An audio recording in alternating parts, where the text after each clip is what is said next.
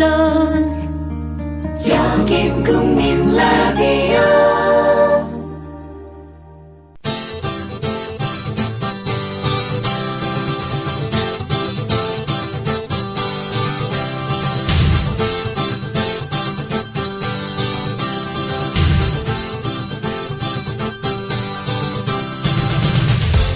투박하지만 정직하다. 비평을 비평하는 남자 서영석. 그가 바라본 세상. 사설과 칼럼을 통해 오늘을 짚어본다. 서영석의 라디오 비평. 안녕하십니까, 서영석입니다. 어쩌면 뉴스K 보신 분들 아시겠습니다만은 TV조선이 CCTV 영상 유가족 일방폭행의 증거라고 하면서 영상 조작으로 보이는 수준의 편집을 했다는 사실이 들통이 났습니다. 자신들 보도 내용에 맞춰서 원본 영상을 역방향으로 편집하고 그리고 다쳐서 앉아있는 유가족 영상을 유가족에게 폭행을 당한 피해자라고 보도를 했습니다.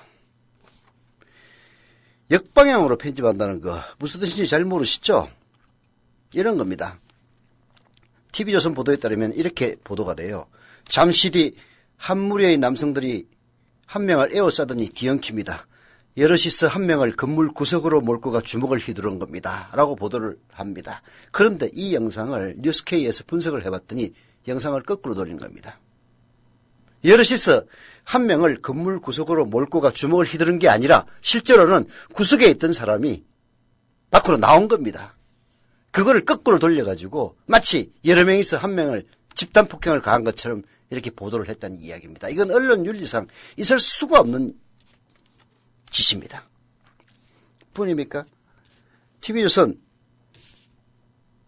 무슨 여의도에서 무슨 일이 벌어졌느냐 어쩌고 이런 보도를 하면서 집단 폭행을 당하던 남성은 주저앉아 일어나지 않습니다 라면서 영상을 내보냅니다. 그러면 그 집단 폭행을 당해서 주저앉아 있던 남성, 이건 대리기사 이쪽 사람이어야 합니다. 그러나 영상을 자세히 분석해 본 결과 그 앉아있던 사람은 바로 이가 부러진 세월호 유가족의 김형기 전 수석부위원장이었습니다.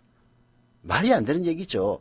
아니, 유가족에게 일방폭행을 당해서 주저앉아 있다고 했는데 그 사람이 바로 유가족의 김형기 전 수석부위원장이었다는 사실입니다.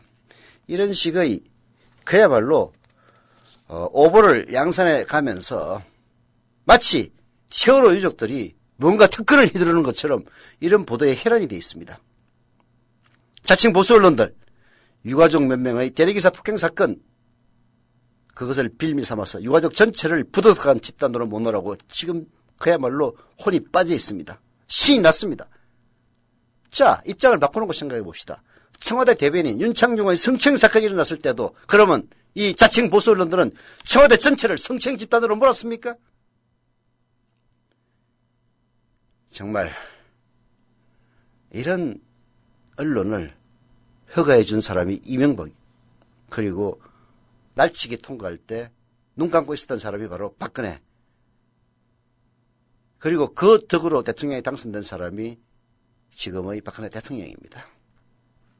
참으로 암울한 언론 현실이 아닐 수가 없습니다. 때마침 국민TV 홈페이지에서는 정자 릴레이가 펼쳐지고 있습니다. 이제 100명도 채 되지 않았습니다. 한 분이 1자 내지 2자, 어떤 분은 4자, 5자 하시는 분도 있던데요. 그분들이 100명 정자한다고 해서 돈이 얼마나 모이겠습니까? 큰 돈 되지는 않습니다. 그러나 이런 정자 릴레이 속에서, 이 어두운 한국 언론의 현실 속에서 그나마 지금은 미약한 국민TV 그리고 뉴스K가 희망의 등불이 되고 있다는데 위안을 느낍니다. 라디오 비평 시작합니다. 함께하고 계신 방송은 정치평론가 서영석 미디어 협동조합 이사장이 진행하는 라디오 비평입니다. 지상철 조합원 신청 광고입니다. 강화대교 앞에서 개념 부부가 만드는 개념 곰탕, 연지연 곰탕. 연지연이란 가마솥의 장작불로 온종일 구워내는 곰탕을 서로 나누어 이어지는 인연이란 뜻입니다. 연지연 곰탕이 민주주의를 열망하는 조합원 여러분과 국민의 건강을 책임지겠습니다. 곰탕 포장 판매는 한 팩 800g에 7,000원이며 7팩 이상은 무료 배송으로 드립니다. 연지연 곰탕은 강화대교 입구에 위치해 있습니다. 단체 주문 예약 및 포장 주문 전화번호는 010-7252-1114, 010-7252-1114, 031-989-9968. 조합원 단체 예약은 10% 할인해드립니다.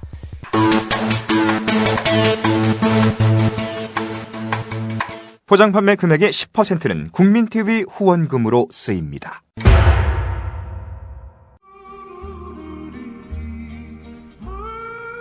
저희는 경남 하동에서 무화과를 생산하는 기농 1년차 새내기 농부 해그림, 달그림입니다. 무화과 드셔보셨어요? 클레오파트라가 좋아했다는 무화과, 꽃을 품은 과일 무화과를 한번 드셔보세요. 우리 농장 무화과는요, 시설하우스에서 상자에 재배하기 때문에 무척 깨끗한 환경에서 자랐고요. 농약, 촉진제 전혀 사용하지 않았습니다. 안심하고 껍질째 드셔도 좋습니다. 다양한 유기비료를 먹고 자라서 맛이 부드럽고 향이 굉장히 좋습니다. 저는 아침마다 무화과 따면서 몇 개씩 먹었더니 악성 변비가 없어졌네요. 구매 방법은요, 전화 010-8866-9596, 8866-9596 이고요. 네이버에서는요, 무화과 사계절 농장을 검색하시면 저희 농장 블로그에 들어오실 수 있습니다. 무화과 사계절 농장, 정성껏 배송해드리겠습니다. 이 광고는 미디어 협동조합 조합원 왕싸가지님 신청 광고입니다. 조합원 왕싸가지입니다. 지난해 처음 조합원들과 만났을 때는 9,000명이었는데 깨어있는 시민의 힘으로 어느새 25,000이 넘는 조합원이 모였습니다. 여러분의 힘으로 4월 1일부터는 국민TV 뉴스K를 개국했습니다. 언론이 죽어버린 사회, 권력과 자본으로부터 자유로운 국민TV가 여러분의 눈과 귀가 되어드리겠습니다. 조합원 가입으로 함께해 주십시오. 미디어 협동조합 임직원과 조합원들은 세월호 참사로 피지도 못하고 져버린 꽃들을 결코 잊지 않겠습니다. 희생자분들의 명복을 빕니다. 네, 어제는 중국 상해에서 이혜진 님이 오셔가지고 릴레이 정제에 참여하셨습니다. 감사드립니다. 대통령의 습관적인 국민 모독에 대해서 더 이상 못 참겠다라고 하는 한겨레신문 곽병찬 기자의 박근혜에게 보내는 편지, 오늘 첫 칼럼으로 소개해드리겠습니다. 아버님의 위대한 유산을 물려받은 박근혜 대통령이 령도하는 대한민국은 세습수령 독재의 폭정에서 신음하는 2천만 동포의 인간 해방, 자유통일을 위해 오늘도 힘차게 전진하고 있다. 어제 임진각에서 탈북자 전위대라는 이들이 북한 쪽으로 날린 삐라에 박 대통령의 얼굴과 함께 담긴 문구의 일부입니다. 어투가 북조선에서 세습 독재자를 칭송할 때 쓰는 것과 같습니다. 그 삐라 보면요, 박근혜 대통령의 왼쪽에 이런 문구가 있습니다. 구국의 일념으로 군사혁명에 성공한 박정희 장군. 그 사진, 거기에 대한 칭송문이 있고요. 그 왼쪽에는 건국의 대통령이라는 이승만이 나란히 실려 있습니다. 이제 당시는 그 옆에는 박근혜 대통령이 있습니다.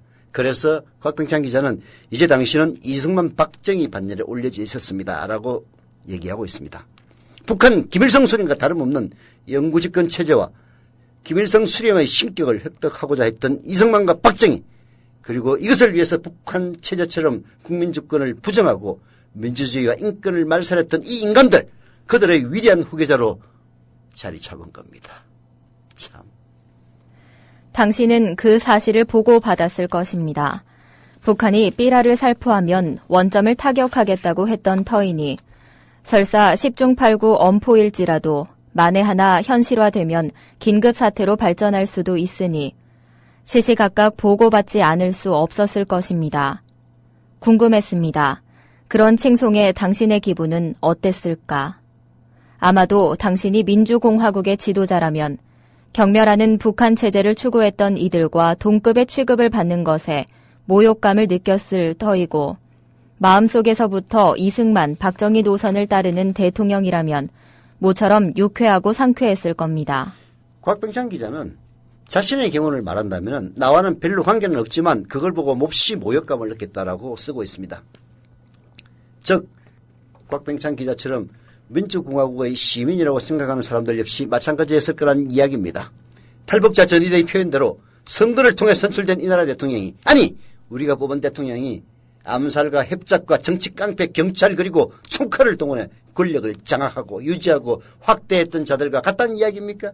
우리가 살아가고 있고 또 만들어가고 있는 이 나라가 해방공간 혹은 1960년대 박정희 독재의 그 시대, 그 유신 독재의 시대와 다름없는 암흑 혼란기였느냐. 그래서 쪽팔리고 그리고 모욕감을 느꼈다는 이야기입니다. 탈북자 전위대란 이 인간들도 정말 정신 나간 인간들이 아닐 수가 없습니다. 그딴 식으로 우상화하려면 북한에 남아있지 뭐 하려고 북한을 탈출했습니까? 김일성 대신에 김정일 대신에 박근혜로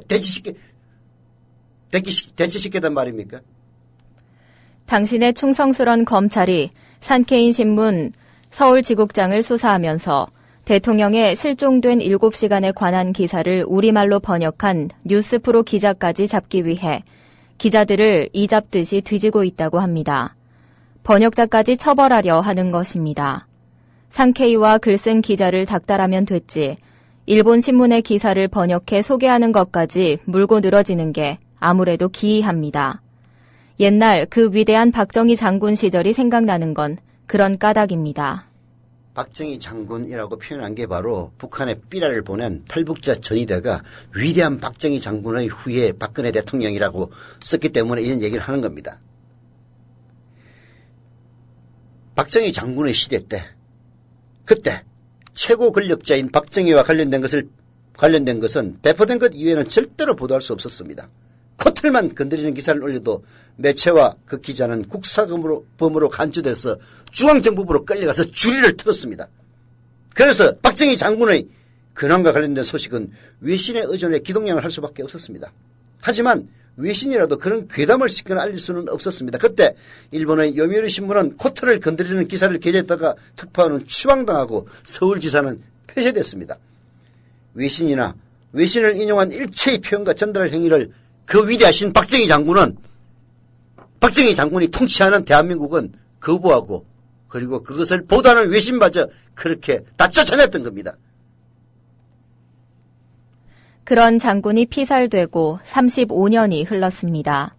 물론 참혹한 전두환 장군의 시기가 포함되어 있긴 하지만 그동안 선거에 의해 대통령이 선출되고 헌법도 민주화되고 그 헌법에 손을 얹고 선서한 대통령이 선거법 위반성 발언을 했다고 국회가 탄핵을 하는 나라가 되었습니다. 국제사회는 이 나라의 민주주의와 인권 신장을 부러워했습니다. 때문에 표현의 자유 수준이 공신력을 인정받는 외신을 국내에서 인용 보도하는 것에 대해 아무도 두려움을 갖지 않게 되었다고 믿어왔습니다. 그렇게 믿어왔습니다. 심지어는 이명박 시대도 말입니다. 하지만 당신 박근혜 대통령의 집권과 함께 그게 아니게 되었습니다. 내신도 맞고 외신도 맞고 외신의 인용 보도도 맞고 그 정신 나간 탈북자의 삐라 속에서처럼 당신 박근혜 대통령은 이승만 박정희의 반열에 오르려 했습니다. 이 나라를 35년 전으로 되돌리려 무진 애를 쓰고 있는 겁니다. 이 나라의 민주주의와 인권이 모독당하고 그리고 선거를 통해 당신을 뽑았다는 시민들도 모독을 당하고 있는 겁니다. 지난 16일 세월호 참사 5개월째 되는 날이었습니다. 당신은 국무회의에서 이렇게 말했습니다. 국민을 대표하는 대통령에 대한 모독적인 발언이 그 도를 넘고 이는 국민에 대한 모독이기도 하고 국가 위상 추락과 외교 관계에도 악영향을 미칠 수 있으니 그날 발언은 국민 모독의 전형이었습니다. 당신은 아이들 264명을 포함해 우리 국민 304명이 침몰하는 세월호 안에서 천천히 수장되어 가고 있을 때 어디서 무엇을 했는지 밝히지도 않고 그런 요구를 묵살하면서도 국민을 저와 동일시했던 것입니다. 어떻게 당신이 유족을 포함해 아직도 슬픔에 젖어 있는 이 나라 국민들과 자신을 동일시할 수 있는 거죠? 당신의 무책임과 무능으로 아이를 잃은 유족들을 당신과 동일시하는 거죠. 그런 모독은 없었을 겁니다. 그렇습니다. 정말로 국민에 대한 모독이라고 했을 때 정말 국민인 나는 모독감을 느꼈습니다. 어찌 당신이 감히 국민을 자처하느냐고. 그래 그 국민을 자처하는 대통령이 5개월 만에 입을 열면서 추석 명절을 바로 청와대 앞에서 보내면서 단식으로 지새우는 그 유족들에 대해서 위로 한마디 말 없이 그런 매정하고 몸을 찬 말을 했단 말입니까? 당신이 국민의 대표자 맞습니까? 게다가 당신은 그때 무엇을 했느냐고 묻는 이들에게 이렇게 딱 한마디만 했습니다. 나는 격리에 있었다. 이 얼마나 오반한 말입니까? 이런 심정이겠죠. 내깟 것들이 감히 나에게 그런 걸 왜 물어? 그런 얼음장과 다를 거 하나도 없습니다. 당신은 오히려 유족과 국민들에게 화를 내고 있었습니다. 그런 당신의 앞에서 국민은 머슴에 불과합니다. 당신이 소셜, 퍼블릭 서번트가 아니라 국민이 서번트였던 겁니다. 머슴 자식이 죽은 걸 나들은 어찌란 말이냐. 그렇게 능멸하다가 어느 날 궁지에 몰리자 나에 대한 모독이 그들에 대한 모독이라고 그렇게 함부로 말하는 게 아니다라고 곽경찬 기자가 일가를 하고 있습니다. 그래서 당신은 순수한 유가족과 불순한 유가족을 입맛대로 나누었나 봅니다. 특별법에는 순수한 유가족들의 마음을 담아야 한다고 말입니다. 당신 마음속에서 국민들도 순수한 것들과 불순한 것들로 나뉘어 있겠죠. 국민의 절반 이상은 또 가슴 깊이 모욕을 당했습니다. 사실 이런 식의 국민 모욕을 따지는 게 새삼스럽습니다. 지금까지 계속되어 왔기 때문입니다. 4개월 전 당신은 대국민 담화문을 읽으면서 줄줄줄 눈물을 흘렸습니다. 흐르는 눈물을 닦지도 않았습니다. 근래 보기 드문 쇼였습니다. 그렇게까지 속였는데 더 무슨 말이 필요하겠습니까? 앞으로 국민을 언급할 때는 일베나 어버이연합, 탈북자 전위대 등이라는 지시 대상을 꼭 첨가해 주기 바랍니다. 이 나라 국민이라는 이유 하나 때문에 당신이 당해야 할 비난을 대신 받고 싶지 않습니다. 그런 대통령과 동일시되는 모욕을 당하고 싶지 않습니다. 박근혜 대통령이 얘기하는 국민이란 일베나 어버이연합 탈북자 전위대와 같은 국민입니다. 그래서 보통 명사 국민을 운이하지 말라는 곽경찬 기자의 일갈.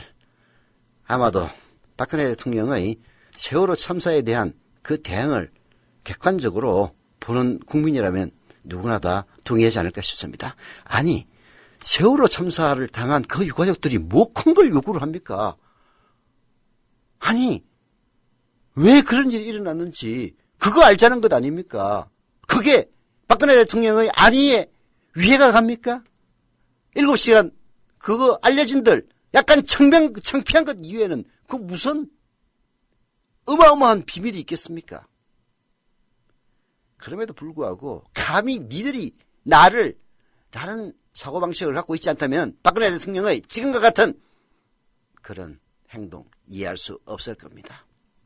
그리고 나이 드신 분들은 역시 나라님이라면 그 정도는 해야지라는 정근대적인 사고에 빠져서 그런 그야말로 매몰차고 언제 어느 때 자기 자신들에게도 그런 위해를 가할지도 모르는 그 대상을 사랑하고 존경하는 것인지 참 나라의 앞날 걱정스럽습니다. 똑똑한 의료 소비자 되기 캠페인 윤훈기 치과의사입니다. 평균 수명 90시대가 왔습니다. 하지만 큰 질병도 늘어났습니다. 큰 병은 병원비도 비싸고 삶의 질을 훼손하므로 최선을 다해 피해야 합니다. 큰 병을 예방하려면 평상시에 적당한 운동과 바른 식생활로 체질을 관리해야 합니다. 또한 어떤 병에 걸려도 과잉진료는 반드시 피해야 합니다. 과잉진료를 피하려면 이런 병원의 이용을 삼가해야 합니다. 첫째, 허위, 과대 광고로 유인하는 병원. 둘째, 국민건강보험은 나쁘다며 국가를 모독하는 병원. 셋째, 신용카드를 이리저리 피하며 탈세하는 병원. 과잉진료는 몸과 마음 그리고 소중한 가정경제를 말아먹는 진짜 사대약입니다. 예방과 관리에는 큰돈이 들지 않습니다. 평상시에 마음과 몸의 관리를 잘 하셔서 큰 병 치료 없이 오래오래 건강하시기 바랍니다. 지금까지 윤훈기 치과의사였습니다. 똑똑한 의료 소비자 되기 캠페인이었습니다. 네. 광고하겠습니다. 조합은 거창민들의 사과님의 신청 광고입니다. 해발 600m가 넘는 고랭지에서 생산되는 전농약 인정 친환경 거창민들의 사과를 소개합니다. 4월 말부터 6월 초순에 서너분만 농약 방제를 하고요. 6월 초순 이후는 무농약 인정제인 석회보르도를 이용해 농사를 짓는다고 합니다. 사과잎에 석회보르도인 뽀얀 가루가 묻어서 벌레와 균의 피해를 줄인다고 합니다. 매년 9월 초부터 다음해 3월까지 판매한다고 하고요. 판매 구입은 다음 카페 거창민들레 사과 농장을 검색하시거나 010-7256-9431 010-7256-9431로 연락 주시면 됩니다. 조합원들끼리 기왕 먹을 사과 같이 구입하는 그게 바로 우리끼리 잘 먹고 잘 사자는 것 아니겠습니까? 돈 받고 하는 광고이기 때문에 제가 읊어드리긴 합니다만은 늘상 저는 기왕에 먹는 과일이라면은 조합원이 재배하는 과일을 먹자라는 그런 주의를 갖고 있습니다. 포항에서 모디바라고 하는 모임을 갖는다고 합니다. 모디바라는 것은 모여보자라는 경상도 사투리인데요. 9월 27일 토요일 오후 5시 장소는 안동 막창이라는 곳인데요. 경북 포항시 남구 송도해안길 20번지라고 합니다. 전화번호는 054-256-4302고요. 대상은 포항, 경주, 영덕, 울진, 울릉조합원이라고 합니다. 울릉조합원님 오시기 힘들겠네요. 배 타고 오시려면. 날고 싶은 토끼 010-9568-8064로 010-9568-8064로 참석 여부를 알려주시면 된다고 합니다. 이제 100명 릴레이 정자 초읽기입니다. 그래서 저는 일단 일자 정자 예약해놓고 들어왔습니다. 혹시 제 시간에 100명 돌파할까 봐서.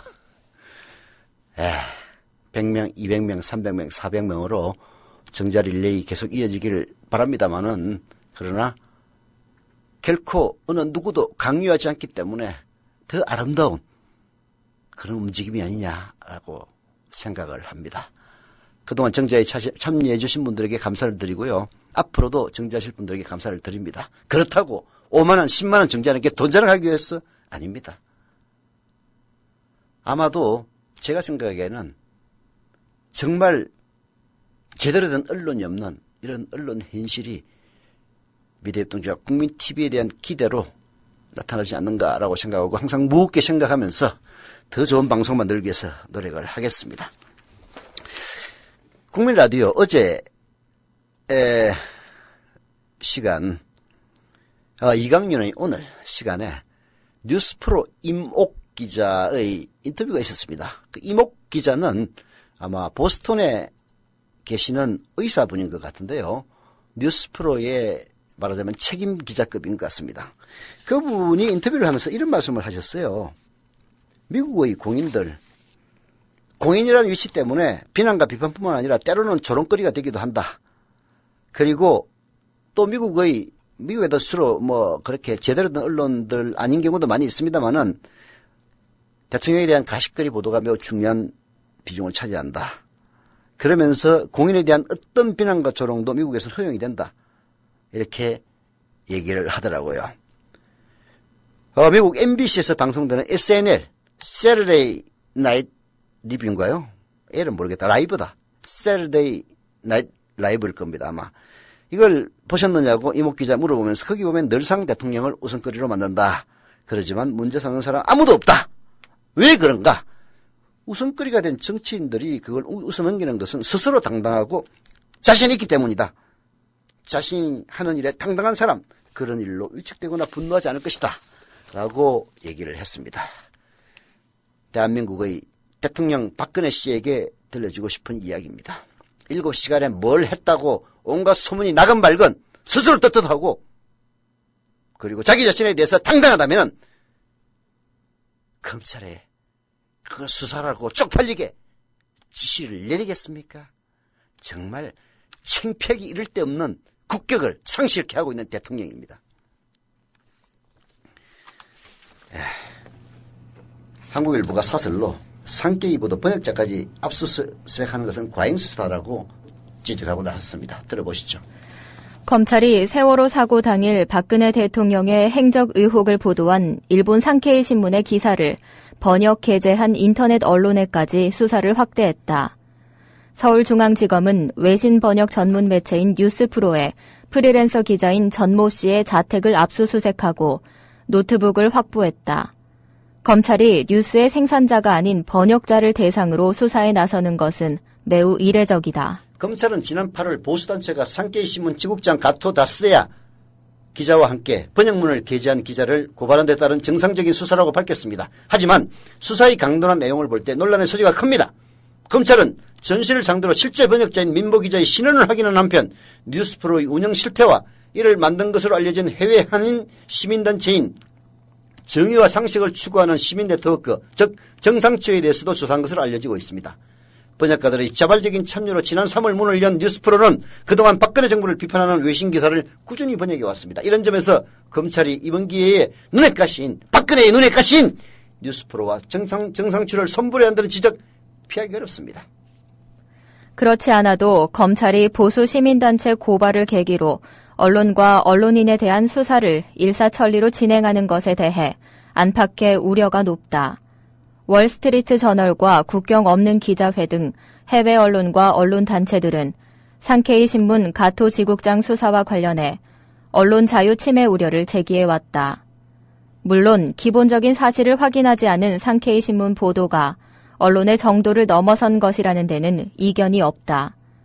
하지만 검찰이 처벌을 전제로 수사의 칼날을 들이대면 언론의 권력 비판 기능이 위축된다는 것은 너무나도 당연하다. 어쩌면 검찰은 언론의 권력 비판 기능을 위축시키기 위해서 힘없는 뉴스프로와 정상추를 손부려 하는지도 모릅니다.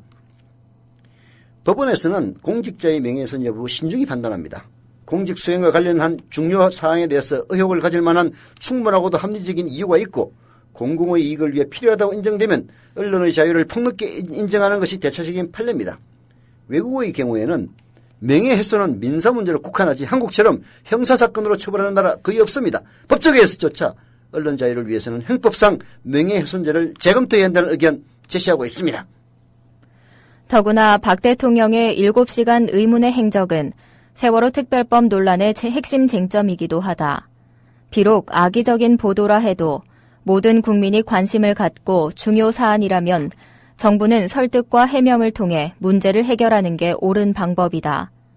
지금의 검찰 수사는 선진국의 상식에서 보면 공권력에 의한 위압에 지나지 않는다. 검찰은 국가적 망신을 사는 무리한 수사를 자제해야 한다. 아무리 외국에 나가가지고 한복으로 치장을 하고 돌아다니면 그게 국격이 올라갑니까? 박근혜 검찰이 국내에서는 그야말로 나라 망신인 짓만 골라가면서 하고 있는데 그 이모 기자가 그런 이야기를 하더라고요. 그 전모 기자의 집을 압수수색을 하면서 전모 기자의 일기장까지 압수를 하려고 그래서 아내가 왜 그것까지 압수하려고 하느냐 했더니 뺏어가지고 한참 읽어보더니 박근혜의 박자도 없네 라고 하면서 돌려줬다는 이야기입니다. 참 정말 검찰 어떻게 그렇게 수준이 내려박아도 아예 그냥 후진국에서도 최악의 후진국 어쩌면 북한의 검찰과 닮아갑니까? 한심합니다. 사람은 곧 하늘이다. 우리 사람은 모두 골고루 잘 살 천부적인 권리를 하늘로부터 받고 태어났다. 신약 외세를 몰아내고 우리 한번 정말 좋은 세상 만들어보자. 우리나라가 일본 놈한테 압박당하고 소위 한일 늑약이 맺어져가지고 나중에 나라를 다 뺏겼어요. 동학 농민들을 다 때려 죽였기 때문에 녹두꽃이 떨어지면 청포장수 울고 간다.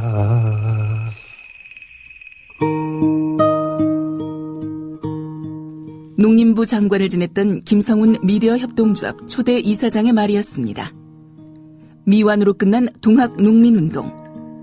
그러나 아직 끝나지 않았습니다.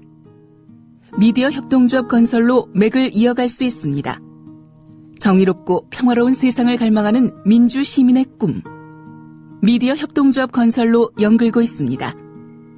국민점TV에 접속하셔서 조합원 가입하기를 클릭하심으로 동참해 주십시오. 좌절하기엔 아직 이릅니다.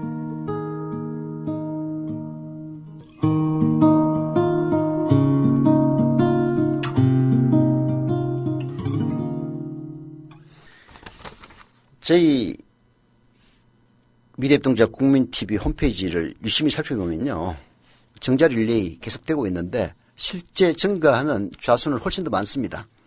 즉, 나 정자했다라고 쓰지 않고 정자하시는 분들이 더 많다는 이야기입니다. 감사드립니다. 정자하시지 못하는 분들도 아마 마음은 다 똑같지 않을까 생각이 됩니다. 늘 감사드리면서 더 좋은 국민TV, 더 좋은 국민라디오 만들기 위해서 최선을 다하겠습니다. 그러나 정자 릴레이는 계속되어야 한다는 그런 소박한 바람은 갖고 있습니다. 한겨레신문의 문학평론가 이명원 씨, 경희대 후마니타스 칼리지 교수죠. 한국 언론 믿을 수 없다. 오죽하면 한국 언론 믿을 수 없다는 얘기까지 나오겠습니까? 들어보시죠. 스마트폰을 사용하기 전에는 종이신문을 출퇴근길에 읽었는데 요즘은 타임라인을 보는 편이다. 지면을 통해 뉴스를 통합적으로 연계해 보는 노력은 약화되는 듯하다. 대신 뉴스 접근 통로를 응축시켜 제한된 경로 안에서 신뢰할 만한 뉴스를 확인해 보는 일상이 만들어졌다. 이명원 교수 이렇게 얘기합니다. 방송 뉴스도 시청하지 않은 지 오래됐다. 저하고 똑같네요. 이명박 정권 초기까지는 공정보도나 탐사보도 기능이 어느 얼마간 살아있었지만 그 이후로는 거의 모든 뉴스 보도가 갈등하는 정치적 쟁점을 회피하거나 정권의 의지를 중개하는 식으로 변질돼 뉴스로서 기능하지 못하고 있기 때문이다. 언론의 정권 감시 비판 기능이 소멸됐으니 볼 이유가 없어졌다. 이렇게 얘기를 합니다. 이른바 종합편성 채널의 뉴스는 언급조차 하는 것이 꺼려진다. 택시와 식당 같은 공간에서 귀에 거슬리는 해석적 편견을 꾸역꾸역 듣는 일은 고역이다. 더구나 뉴스의 남녀 앵커들이 연예 프로도 아니건만 큰 소리로 웃고 떠들거나 추임새를 넣으며 자질이 떨어지는 패널의 음모론 앞에서 춤을 추는 풍경은 안타깝다. 정말 저질 프로들, 저도 가끔씩 식당에 가면은 틀어놔가지고 늘상 다른 데로 채널 돌리라고 얘기는 합니다만은 보면은 진짜 쪽팔려요. 쪽팔립니다. 아마도 많은 수의 젊은이들이 페이스북이나 트위터를 통해서 정보를 생산 소비하고 작년층은 카카오톡과 같은 사회관계망 서비스, 즉 SNS로 정보를 생산 소비하는 것 같습니다.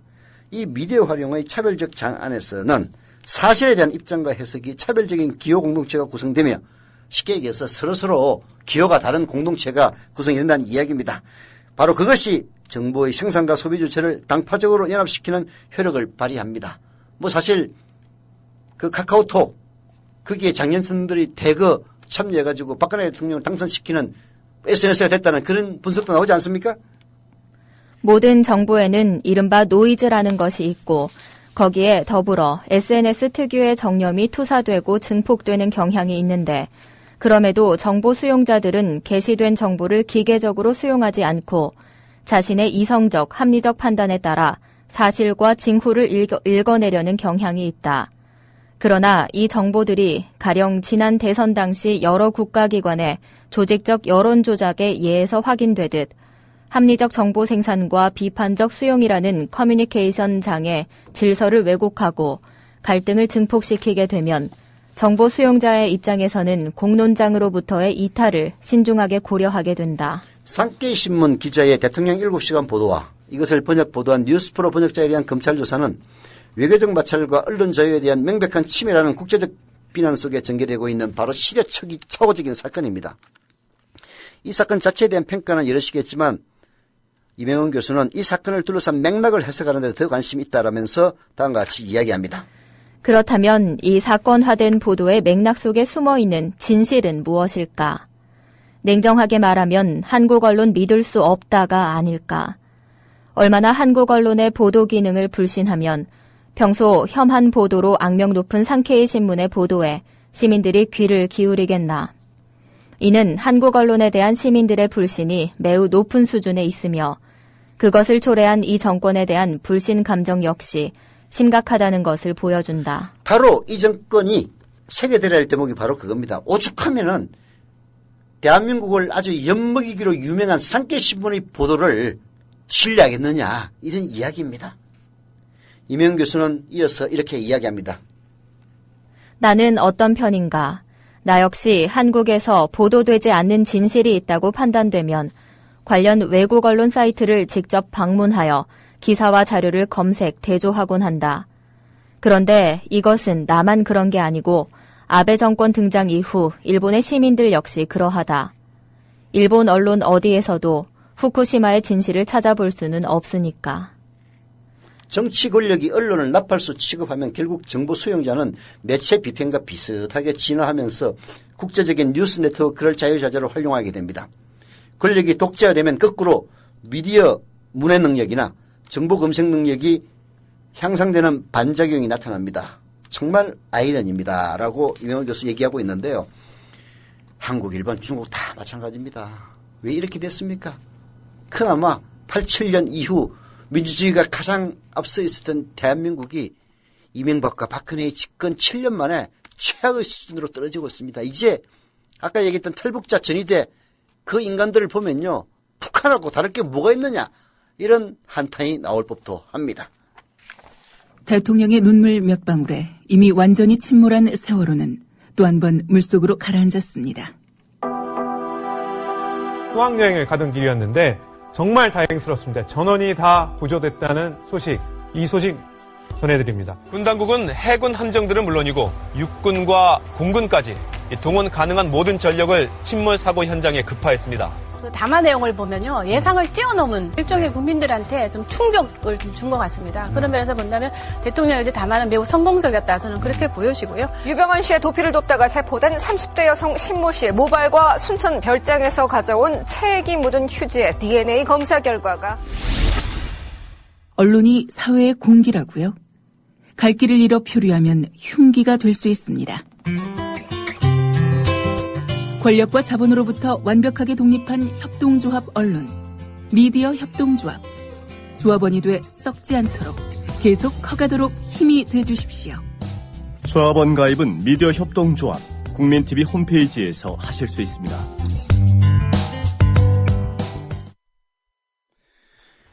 네, 아이엠피트가 오늘 쓴 글을 보면요, 박근혜 대통령이 해외 순방 중에 벌어진 일들이라는 제목의 칼럼을 게재를 했는데요.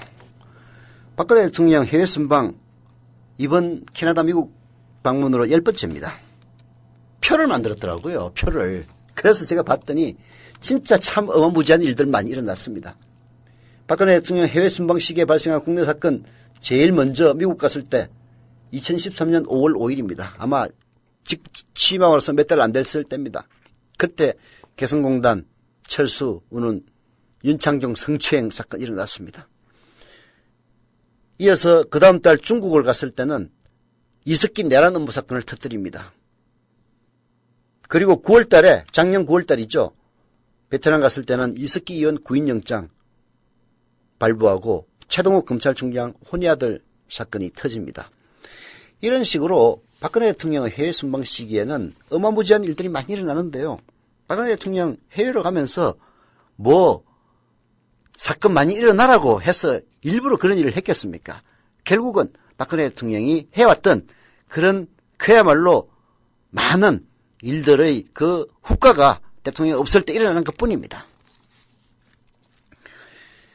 박근혜 대통령 해외 순방과 관련한 이 칼럼 약간 길어서 더 이상 소개는 못 해드리는데요. 읽어보시기를 권유하면서 오늘자 라디오 편 마치겠습니다. 여기는